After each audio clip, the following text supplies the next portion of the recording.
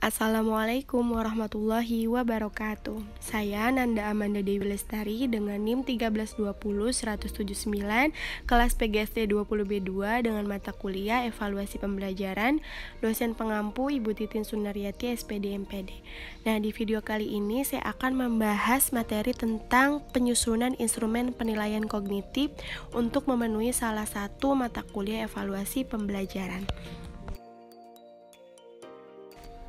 Baik, di sini ada apa itu instrumen? Nah, menurut Purwanto 2006, instrumen merupakan alat ukur yang digunakan untuk menilai dalam rangka pengumpulan data dan memperoleh informasi yang diinginkan. Instrumen ini dibuat sebagai alat ukur harus sesuai dengan materi yang disampaikan. Nah, sehingga dapat memenuhi aspek penilaian pada setiap kegiatan pembelajaran. Nah, penyusunan instrumen penilaian kognitif ini, penilaian aspek kognitif lebih ditekankan pada mata ajar. Pemahaman yaitu berupa teori-teori dalam mata pelajaran tersebut, di mana tujuan aspek kognitif ini bisa berorientasi pada kemampuan berpikir yang mencakup kemampuan intelektual yang lebih sederhana. Selanjutnya ada mengingat, terus sampai pada kemampuan memecahkan masalah yang menuntut siswa untuk menghubungkan dan menggabungkan beberapa ide, gagasan, metode, atau prosedur yang dipelajari untuk memecahkan masalah tersebut.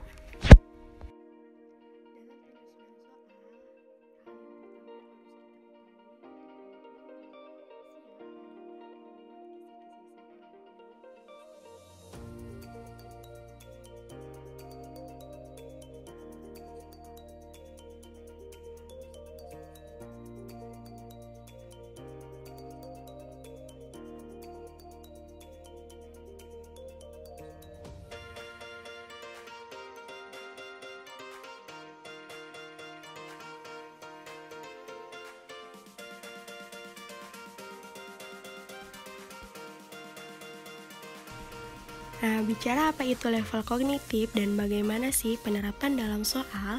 Nah, secara sederhana, level kognitif itu merupakan klasifikasi atau tingkatan kemampuan siswa dalam menerima sesuatu yang dijelaskan oleh guru. Nah, di sini siswa ada yang cepat penerimaan materi dari guru, dan juga ada yang standar dalam menerima materi. Untuk itu, level kognitif ini sangat erat kaitannya dengan taksonomi Bloom. Selanjutnya ada bentuk-bentuk tes kognitif, di mana terbagi menjadi dua, yaitu ada tes subjektif dan tes objektif. Nah, tes subjektif ini yang pada umumnya berbentuk uraian atau esai. Nah, esai sendiri adalah sejenis tes kemajuan belajar yang memerlukan jawaban yang bersifat pembahasan atau uraian kata-kata.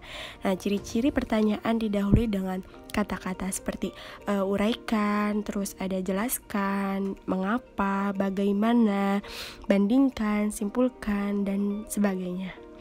Nah, pada soal ini, kita sebagai guru menuntut kemampuan siswa untuk dapat menginterpretasikan atau menghubungkan pengertian-pengertian yang telah dimiliki. Dengan singkat, dapat dikatakan bahwa tes esai sendiri menurut siswa untuk dapat mengingat-ingat dan mengenal kembali, dan terutama harus mempunyai daya kreativitas yang tinggi. Contoh dari tes subjektif yaitu coba jelaskan tentang peringatan Hari Ulang Tahun Kemerdekaan RI.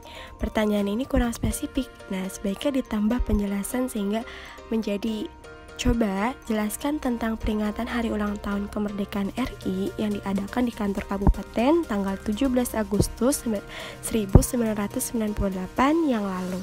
Nah, ceritakan mengenai pengaturan tempat, terus ada pejabat dan undangan yang hadir, kemudian ada acara peringatan, terus ada atraksi yang disuguhkan, ataupun hidangan yang diberikan. Selanjutnya ada tes objektif. Nah, tes subjektif ini adalah tes yang dalam pemeriksaannya dapat dilakukan secara objektif. Hal ini memang dimaksudkan untuk mengatasi kelemahan-kelemahan dari tes bentuk esai. Dalam penggunaan tes objektif ini, jumlah soal yang diajukan jauh lebih banyak daripada tes esai. Kadang-kadang tuh untuk tes yang berlangsung selama 60 menit dapat diberikan sekitar 30 atau sampai 40 buah soal.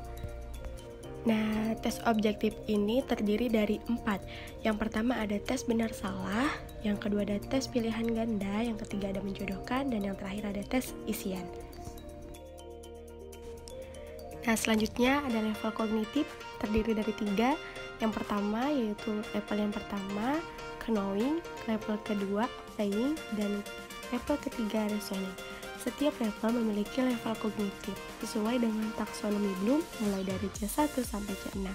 Pada setiap level C1 sampai C6 terdapat kata kerja operasional atau bisa disingkat KKO yang bisa digunakan oleh guru untuk membuat indikator soal. Nah, sehingga tergambar level kognitif soal tersebut. Untuk level pertama yaitu knowing, level pertama terdiri dari level kognitif taksonomi Bloom yang menjadi gambaran kemampuan yang harus dikuasai oleh siswa yaitu C1 dan C2.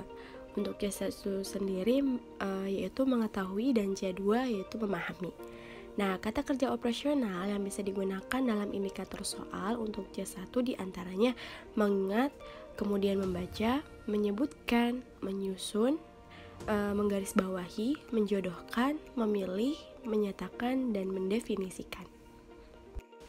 Nah, untuk contoh dari indikator soal dan soal yang bisa dibuat oleh guru dari level kognitif yaitu C1, misalnya indikator soal siswa dapat menjodohkan nama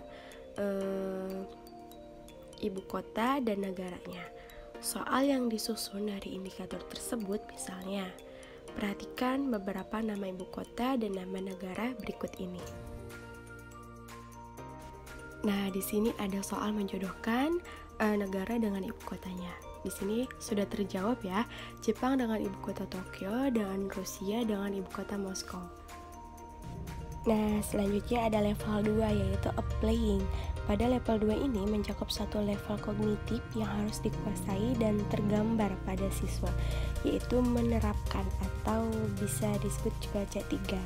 Nah, level kognitif ini tentu saja lebih dari sekedar mengetahui dan memahami atau pada level sebelumnya.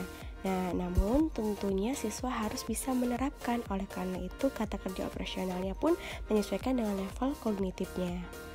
Nah, kata kerja operasional yang bisa digunakan oleh guru ketika menyusun soal dengan level kognitif C3 diantaranya mengimplementasikan, menggunakan, menentukan, kemudian memproseskan, ada juga menghitung, terus ada juga memperagakan, selanjutnya ada menghubungkan, membuktikan, menemukan, menyesuaikan, dan lain-lain sebagainya ya.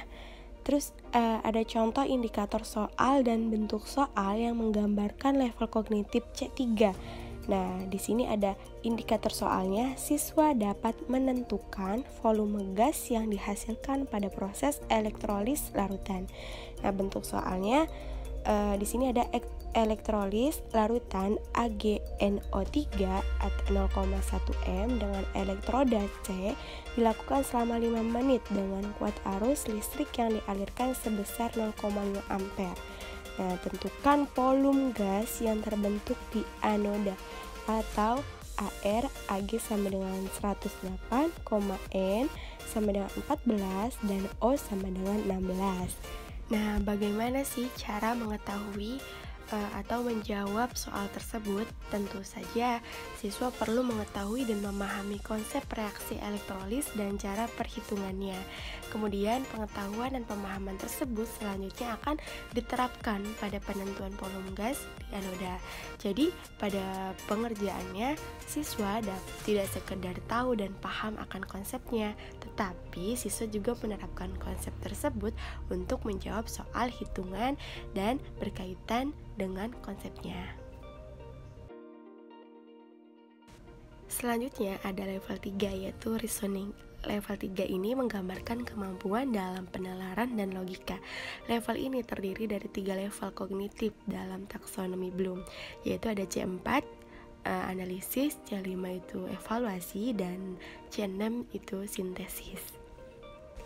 Nah, pada level ini, level 3 ini sudah masuk pada kategori HOTS atau High Order Thinking Skill, di mana dalam penyelesaian soal-soalnya memerlukan beberapa tahap berpikir, pemahaman, analisis untuk menjawab soal-soal tersebut. Nah, dari beberapa level 3 ini bisa diambil contoh soal pada C4 atau analisis ya. Nah, untuk indikator soalnya itu, siswa dapat membandingkan titik didih 2 buah larutan sesuai dengan informasi data. Untuk bentuk soalnya, larutan A merupakan larutan yang tidak dapat mengalami ionisasi, sementara larutan B dapat mengalami ionisasi sebagian. Jika larutan A dan B memiliki jumlah mol yang sama dan dilarutkan pada air, sehingga volume kedua larutan tersebut sama juga.